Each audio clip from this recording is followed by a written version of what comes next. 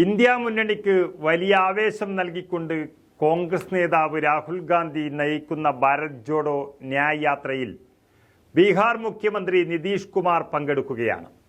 ഇപ്പോൾ അസാമിൽ അവിടുത്തെ BJP സർക്കാരിനെയാകെ പ്രതിരോധത്തിലാക്കി രാഹുൽ തരംഗമാഞ്ഞടിക്കുന്ന ഒരു സമയമാണ്. അത് കഴിഞ്ഞ് യാത്ര ബീഹാറിൽ ജനുവരി 29-നാണ് പ്രവേശിക്കുന്നത്. 4 ജില്ലകളിൽ 3 ദിവസം യാത്രാ പര്യടനം നടത്തും.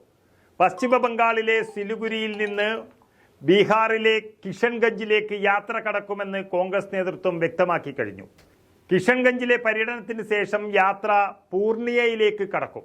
അവിടെ വലിയൊരു റാലിയാണ് ആസൂത്രണം ചെയ്തിരിക്കുന്നത്. റാലിയിൽ ഇന്ത്യ സഖ്യത്തിലെ തങ്ങളുടെ പങ്കാളിയും ബീഹാർ മുഖ്യമന്ത്രിയുമായ നിതീഷ് കുമാർ പങ്കെടുക്കുമെന്നും കോൺഗ്രസ് അറിയിച്ചതോടെ ഒരു കാർമേഘം പോലെ ഉരുണ്ടുകൂടിയിരുന്ന മുന്നണിക്കുള്ളിലെ പ്രശ്നങ്ങൾ ഒരു പവിഴമഴയായി പെയ്തിറങ്ങുന്ന കാഴ്ചയാണ് കാണാൻ പോകുന്നത്. RJD അധ്യക്ഷൻ ലാലു പ്രസാദ് യാദവിനും റാലിയിലേക്ക് ക്ഷണക്കത്ത് അയച്ചു കഴിഞ്ഞു. പൂർണിയയിലോ ജനുവരി 31-ന് കത്തിയാറിലോ നടക്കുന്ന റാലിയിൽ അദ്ദേഹവും പങ്കെടുക്കുമെന്ന് അറിയിച്ചു കഴിഞ്ഞു. അതോടെ രാഹുൽ ഗാന്ധി എന്ന രാജകുമാരനെ സ്വീകരിക്കാൻ രാജ്യത്തെ തലമുതിർന്ന നേതാക്കളെല്ലാം എത്തിച്ചേരും എന്ന് ഉറപ്പായി കഴിഞ്ഞു. നരേന്ദ്രമോദിക്ക് ബദൽ രാഹുൽ ഗാന്ധിയാണെന്നൊരു അടയാളപ്പെടുത്തൽ കൂടിയാണ് ഇത്. EDയുടെ സമൻസ് അനുസരിച്ചാവും ലാലു പ്രസാദ് യാദവിൻ്റെ വരവ് എന്നാണ് അറിയുന്നത്. അതുപോലെ CPI, CPIM, CPI-ML തുടങ്ങിയ പാർട്ടികളെയെല്ലാം ന്യായ് യാത്രയിലേക്ക് ക്ഷണിച്ചു കഴിഞ്ഞു. അവരെല്ലാം പരിപാടിയിൽ പങ്കെടുക്കുമെന്ന് അറിയിച്ചിട്ടുണ്ടെന്നും കോൺഗ്രസ് നേതൃത്വം വ്യക്തമാക്കി.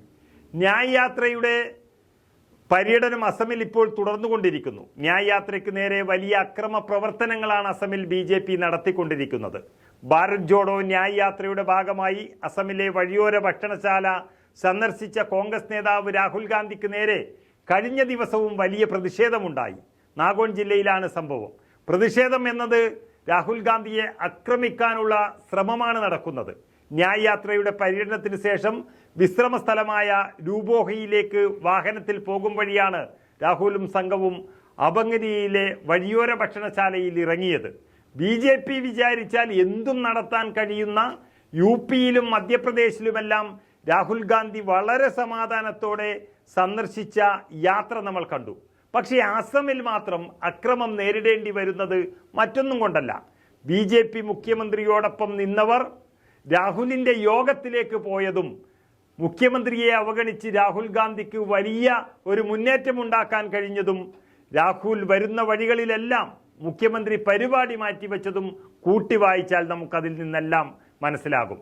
വിരളി പൂണ്ടവൻ്റെ വിരോധാഭാസമാണ് ഈ കാണിക്കുന്നത്.